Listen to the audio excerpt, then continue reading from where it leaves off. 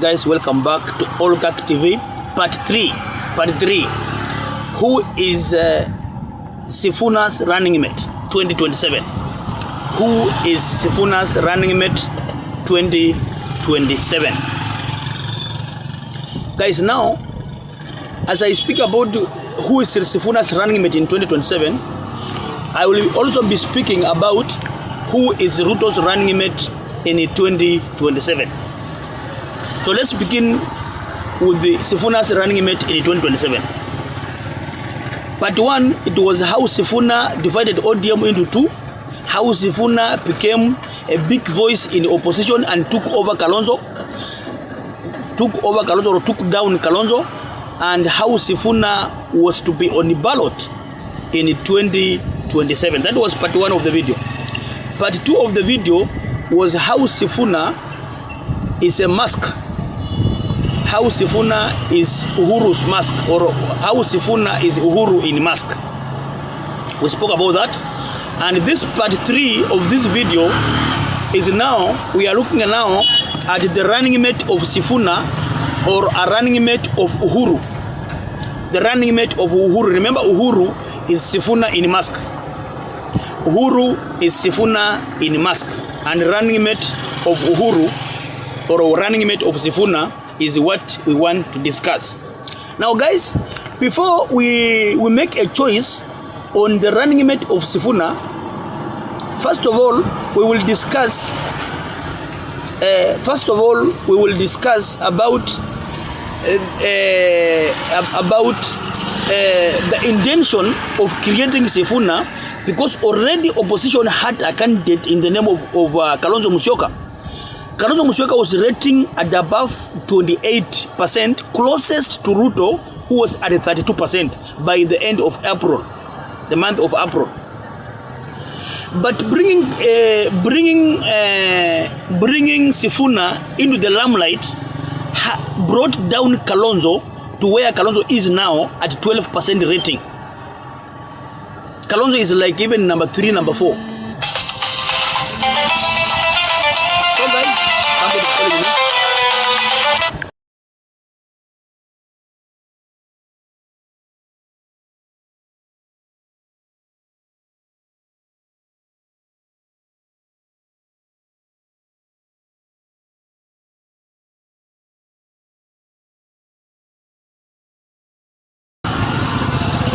Before we look at who is Sifuna viable running mate, we look first at intention of creating Sifuna, because like what I was saying is that opposition had a candidate prior to coming in of Sifuna, and the candidate was viable, and that candidate was Kalonzo Musyoka. But the coming in of Sifuna had displaced Kalonzo Musyoka from a viable presidential candidate to a viable running mate in opposition, the running mate in government. So the person who created the Sifuna, who is Uhuru Kenyatta, created the Sifuna not with the intention of Sifuna winning election in 2027, but with the intention of Sifuna dividing the opposition as we move towards 2027. Most opposition members were calling for unity, including Honorable Muturi, including Honorable Maraga, Okia Omtata, Martha Karua, Eugene Wamalwa. All of them were advocating for presenting one viable candidate who was likely by end of April to be Kalonzo Musyoka. So when Ruto saw that if Kalonzo was to come with his 2 million best Kamba vote and then be given 5 million Kikuyu vote by Rikadhi to make it 7 million, and because Gen Zs were very annoyed with the Ruto, then Gen Zs could have added 2 million on that Kalonzo vote, making it 9 million. That ticket could have removed Ruto from power. That ticket of Kalonzo being supported by Rikadhi and being supported by Gen Zs with some dwindling numbers of lawyers here and there, that ticket was lethal. And to dismantle that ticket, that was the reason why Sifuna was created. So Uhuru Kenyatta, Honorable William Ruto, through Uhuru Kenyatta, created Sifuna as a force to take down Kalonzo Musyoka, and it has succeeded. So as we speak today, Kalonzo Musyoka is nowhere in the limelight. Yesterday, Yvonne Okwara hosted Sifuna in Citizen TV as the man of the moment. Sifuna was hosted as the man of the moment yesterday on yesterday. I think it was on 28th, if I'm not wrong. So, because now Sifuna was brought to bring down Kalonzo Musyoka, now it gives us good reason to say Sifuna, who is Uhuru in mask, came to dismantle opposition and make Ruto remain in power. The call that Ruto must go is just a narrative. It is called political gimmicks. A gimmick is not a real idea. The gimmick is a decoy.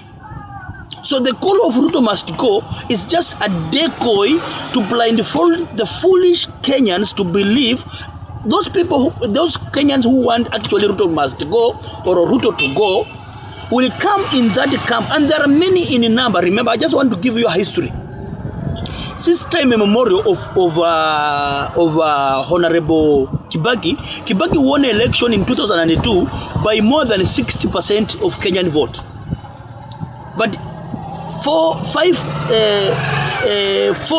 3 years down the line, he lost the referendum twice and finally lost election to Honorable Raila Odinga, and Kibaki had to steal election through Mbere.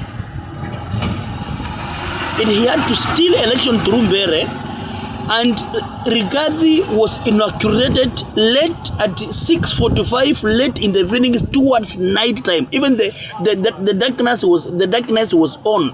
The day was in darkness. That is Kibaki for you. People called that he was a saint. The man people called that he was a saint was never voted in the second term. He had to steal election through Matakarua and Wetangula to remain in office.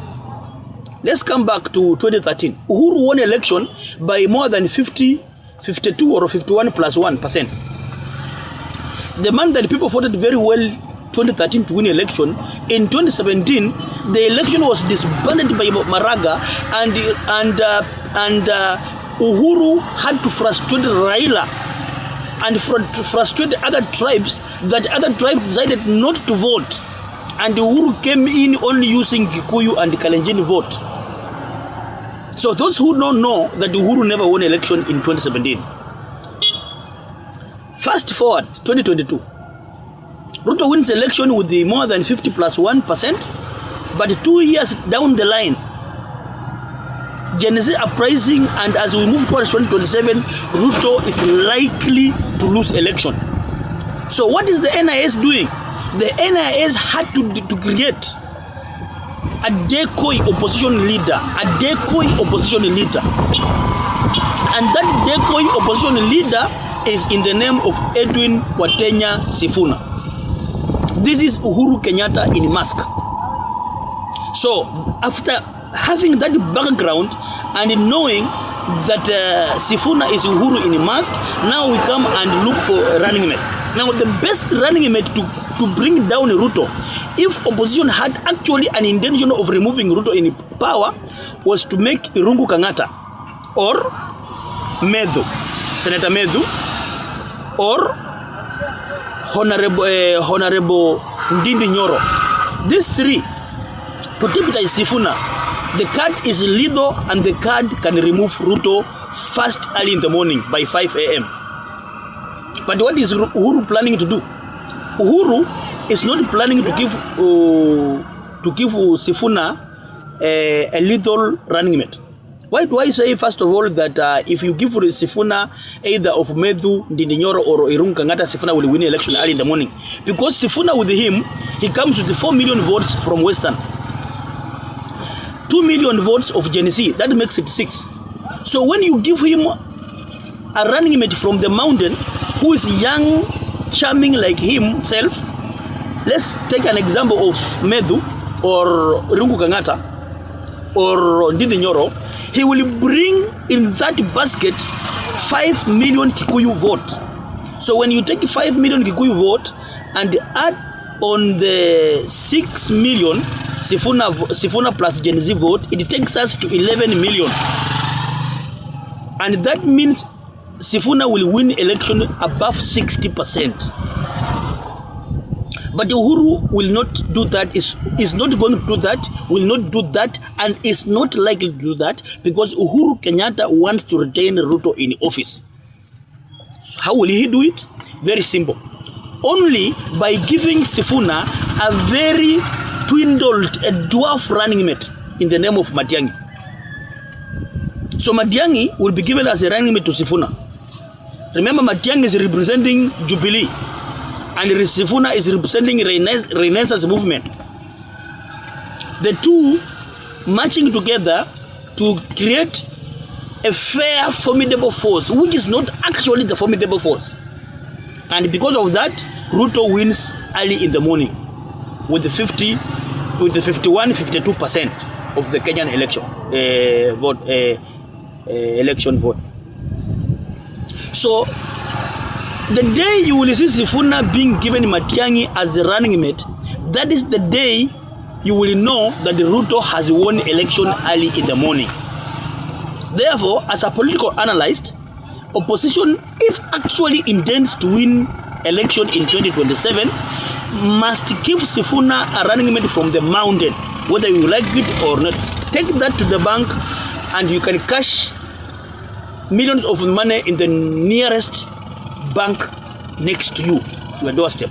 Otherwise, guys, this is the Oligarch TV by Matafari. I love you guys. Share the video, like, subscribe. We are now at 47.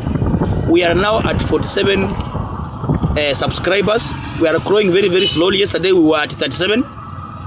Now we are around 47. We are coming up. Guys, share the video, like, subscribe, guys. Let us get going. Let us discuss politics. Politics is like food, and we must discuss it. I love you guys. Bye-bye.